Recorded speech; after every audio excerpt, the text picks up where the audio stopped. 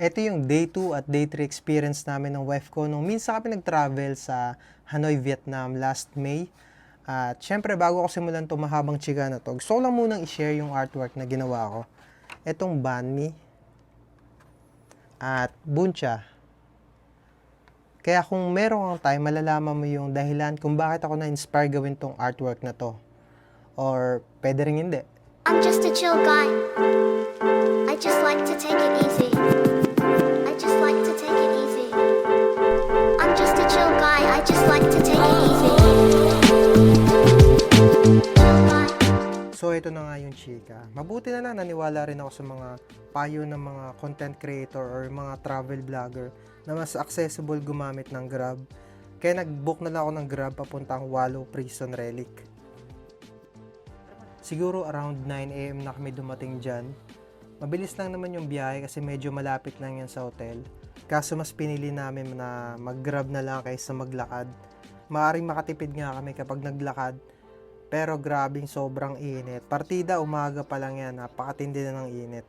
Kaya yung pormahan namin dyan, naka 2 layers man kami. Pero sando lang yung panloob, tapos shorts lang kasi di kaya tiisin yung init. Anyway, nakalimutan ko na yung dahilan kung bakit nga ba merong Wallow Prison Relic. Pero ang hindi ko makakalimutan, yung emosyon ko habang nandiyan kami sa loob. Honestly, mabigat at malungkot yung pakiramdam habang nilalakad namin yung buong museo na yan. Kung ano man yung nakikita mo sa video ngayon, yan din mismo yung ginamit or ginagamit ng mga nakakulong ng mga panahong yon. Mga palalaki, babae, mga matatanda, kasama nila dyan. Meron din mga bata, pero yung mga batang yan, mga anak ng mga babaeng prisoners. Tapos sa loob na sila ng kulungan ng anak. Kaya nung pagkalabas ng bata, kasama na rin nila na nakakulong dyan. Sa video na nakikita mo ngayon, yan mismo yung sitwasyon ng mga taong nakakulong. Para lang yung isang mahabang papag, tapos sama-sama na sila dyan. Eto hindi ako sigurado Pero hindi pa naman kasi nakakapasok ng kulungan at wala rin naman akong balak pumasok. Hindi ko din alam yung totoong sitwasyon ng mga taong nakakulong. Pero kung ikukumpara ko yung sitwasyon ng mga nakakulong ngayon sa atin sa Pilipinas, parang sobrang sikip ng kulungan nila tapos sobrang dikit-dikit nila. Unlike dito, medyo kahit pa paano spacious pa or hindi ko alam. Pero yung pinaka na-weirdoan ako sa sitwasyon nila dito, yung kung paano sila magbawas or yung mag-jib sila. Grabe, kakaiba. Parang ginawan sila ng mini stage or entablado talaga. Kulang na lang podium tapos magbibigay ng speech. Kasi nakaharap ka sa ibang preso tapos talagang nakaupo ka lang asing sa gitna tapos nakatingin na lahat sila sa'yo. Ang weird, di ba? Pero may mas weird pa dyan. Yung kanilang Bartolina. Di ko alam kung gaano kalala yung mga kasalanan ng mga taong to. Pero sino ba namang gugustuhin yung ganitong sitwasyon? Yung ikaw lang mag-isa sa dilim. Tapos mag-isa ka lang nakakulong. Wala kang kasama, wala kang kausap. Man, grabe siguro kasalanan ng mga taong yun. Meron pala kaming sinusundan na ruta niyan. Actually by number yun Kaya imposibleng maligo ka dyan sa laki ng lugar na yan. At imposible na hindi mo rin madaanan lahat. May mga nakadisplay din pala na relics sa labas ng museo. Actually, hindi naman labas. Parang vicinity lang din. Pinapakita nila doon kung paano tumatakas yung mga ibang preso. Siyempre, natural sa ating mga tao yun maghanap ng freedom. Meron din mga gift shops or mga souvenir shops. Meron din pwedeng bilan ng mga pagkain. Pero mga chicha-chicha lang. Parang bawal yung mga heavy meal. Total, saglit ka lang naman din kasi mag-iikot dito Kung hindi ako nagkakamali, mga 1 oras at kalahati or 2 hours, naikot mo na lahat. Tapos yun, boundary na hanggang sa exit na lang kami. Pero syempre may mga pinasukan pa kaming pinto niyan kung saan namin nakita yung mga kulungan para sa mga bata. Tapos first time ko lang din pala makakita ng guillotine sa totoong buhay. Parang nakakatakot pala talaga siya. Parang yung buong kwarto na yan, parang nandyan yung nila yung mga torturing device.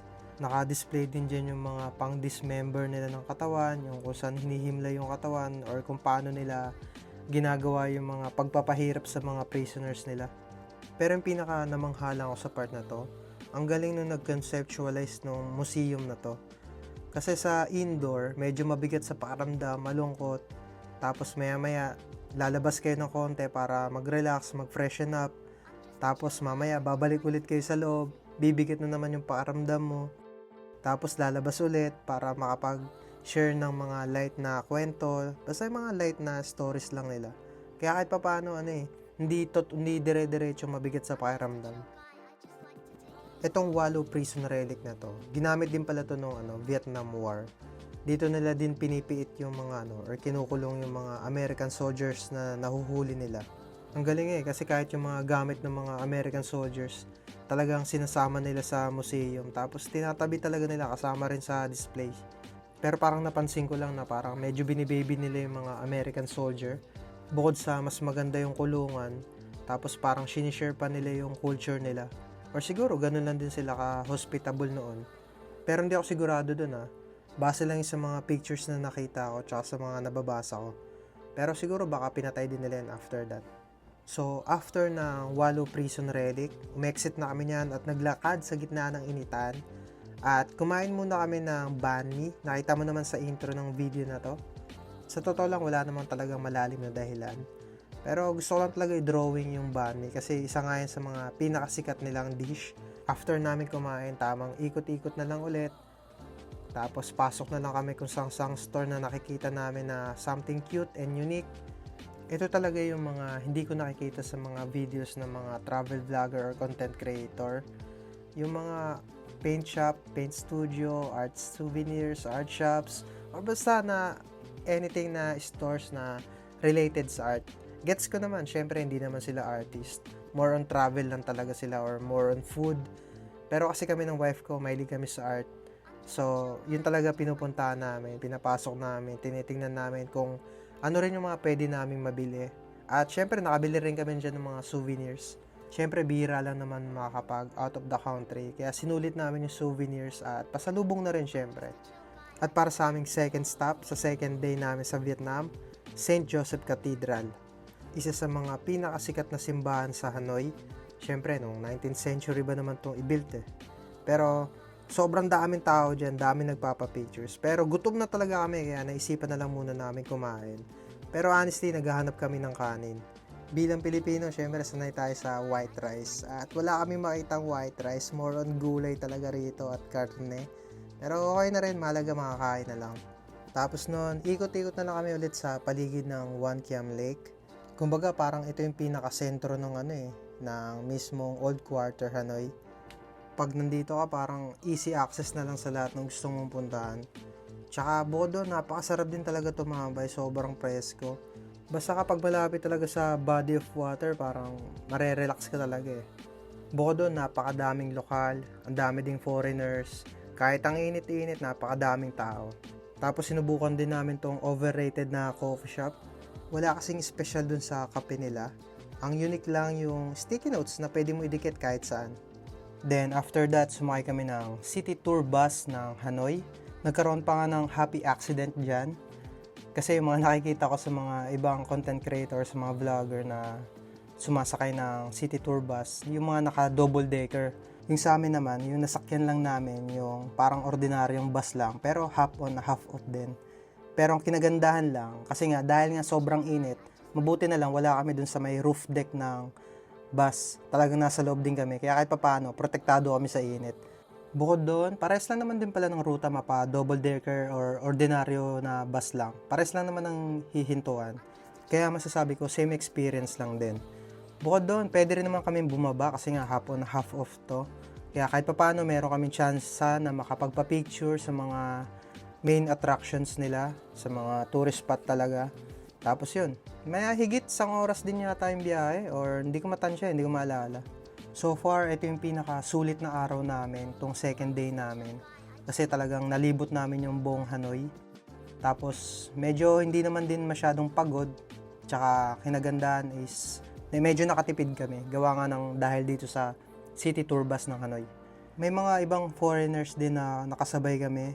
Yung iba bumababa kapag nadadaan talaga sa mga mismong site na gusto nilang puntahan. Kami hindi na kami bumababa. Kung saan kami sumakay, doon na lang din kami bumaba. Kasi mas sinulit na lang namin yung mismong biyahe. Kasi nga wala naman talaga kaming itinerary. Wala kaming pinaghandaan or pinalano. Pero nanood ako ng sangkatutak na videos kung ano yung mga magagandang puntahan. Pero yung pagkakasunod-sunod, walang ganun, walang plano-plano. Kung saan kami mapadaan, yun na yung spot na yun. Kaya nung nakita namin may city tour bus kami nadaanan, inavail na rin namin agad. Pero personally, kung ako papipiliin, mas trip ko yung maglakad-lakad kaysa sumakay ng taxi or bus.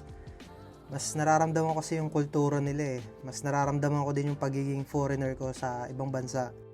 Ito medyo cringy pakinggan. Pero yung paramdam na alam mo yung magkaiba kayo ng culture pero gusto nyo ng interaction sa bawat isa. Kaya both sides, kung meron man something in common, yun yung way para magkaroon ng connection. Medyo cringy, no? Pero expand ko pa. Medyo nahirapan na explain yung tamang words eh. Kunyari na lang pagkain. Kami ng wife ko nagugutom at naghahanap ng pagkain. Tapos meron naman na nagbebenta ng pagkain. Although hindi kami magkaintindihan kung ano ba to or kung magkano ba to, pero nang dahil sa pagkain, nagkakaroon kami ng instant connection. At for me, yun talaga yung essence ng pagta-travel. Yung tipong natututunan natin na mag-adapt, makibagay, makisalo, at kumonekta kahit hindi tayo komportable sa kung ano man yung merong kultura yung iba. Pero yun yung pinaka-fulfilling naman bilang tao. Yan, so medyo madrama na kaya ayoko na. Anyway, kumain nga pala kami nun sa Michelin rated para sa aming dinner. Beer and water. Search mo na lang sa Google Map just in case na pumunta ka ng Vietnam. Bun Cha Dak Kim. Ito yung restaurant na masasabi ko na must try. Hindi lang dahil sa Michelin rated sila, pero kasi sobrang sulit eh. Sobrang sulit nung binayad mo dahil nga napakasarap nung bun cha at yung spring rolls na meron sila. Then, after namin kumain, tamang lakad-lakad na lang, ikot-ikot. At sobra kaming nagulat. Kasi nga, nagkalat talaga yung mga tao. Di naman nakakapagtaka, syempre. Pero, di ko naman na-expect na sobrang ganito karaming foreigners at locals nang nakakalat.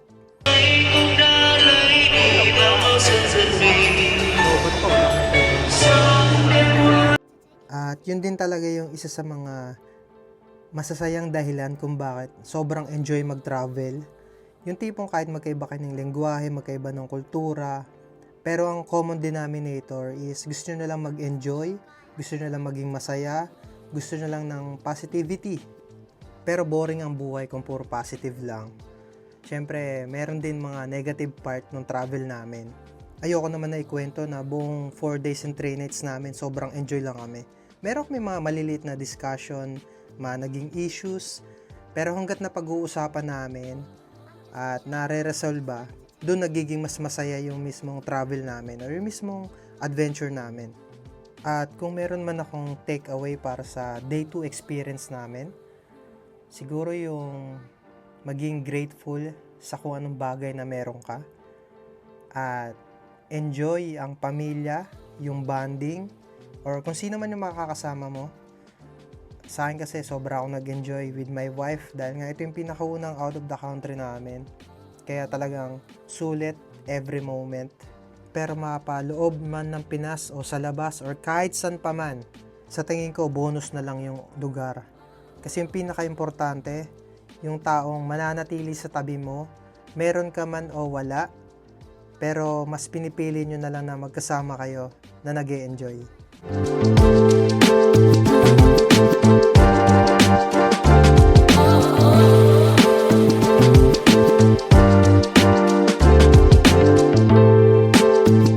So ito na nga yung chika para sa third full day namin ng wife ko sa Old Quarter, Hanoi, Vietnam. Honestly, konti na lang yung mga video recordings ko dito. Pakiramdam ko kasi na videoan ko na yung mga dapat videoan, na picturean na rin yung mga dapat picturean. At puno na rin yung storage ko nito kaya mas pinili na lang namin na mag-banding talaga. Yung wala ng camera, wala ng cellphone, wala ng device. Lakad-lakad na lang. Pero meron na lang kaming natitira nito na 2 location para sa itinerary namin for the day. Una na nga dyan itong Turtle Tower. Siyempre, hindi makukompleto ang Hanoi, Vietnam experience mo kung hindi mapapasok tong museum na to. Kaso wala na akong time para alamin pa yung buong istorya kung bakit nga ba nabuo yun. Nalaman ko na lang yung kwento dahil dito sa Tang Long Water Puppet Theater, ito yung pangalawang location namin. Itong location na to, pakiramdam ko must try din to kasi kakaibang experience din. Para kasing babalik sa pagkabata mo na manonood ka ng puppet show. Pero syempre, with a twist. Kasi sa ganito nilang paraan, pinapakita or showcase yung kwento kung bakit merong One Kiam Turtle.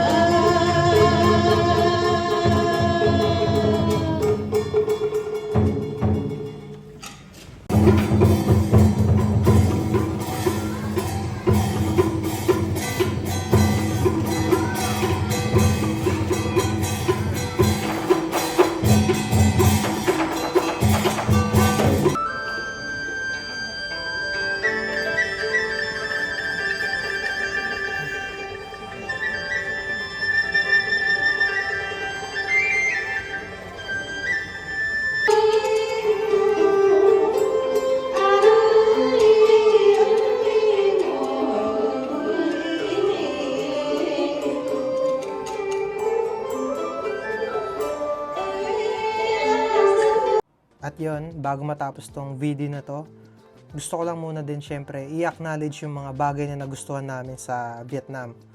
Unahin ko muna dyan yung hotel room namin. Yung hotel staff, sobrang accommodating.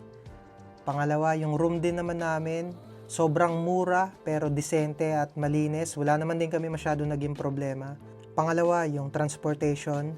Kung merong Grab na application, yun na lang gamitin nyo kaysa mag-taxi. Kasi sabi ng ibang content creator na biktima daw sila ng scam. Kami hindi naman namin naranasan yun, luckily. Tapos yung pagkain, di na ako magtataka kung bakit pasok yung Vietnamese cuisine sa panlasa sa buong mundo.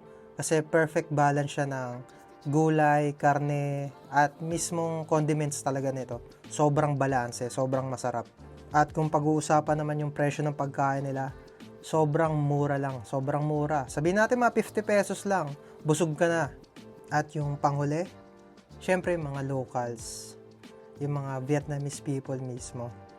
Sobrang accommodating, sobrang hospitable. Ang cons lang siguro, hindi sila ganun kagaling mag-English. Pero nagtatry naman din sila. Kaya ako bilang turista, syempre nagtatry din ako ng Vietnamese language. Yung kahit simpleng thank you or bye-bye, or kung magtatanong kung magkano, para kahit papaano malaman nila na nagbibigay rin naman ako ng effort tsaka respeto sa culture na meron sila. At kung tatanungin mo kung babalik kami ulit, syempre naman, oo, 100% babalik kami ng wife ko. At sana with the kids na, at syempre mga family members din namin kung maaari. Pero sa ngayon, syempre kailangan namin magbawi at mag-ipon at bumalik sa pagiging alipin ng salapi. I'm just a chill guy. I just like to take it easy.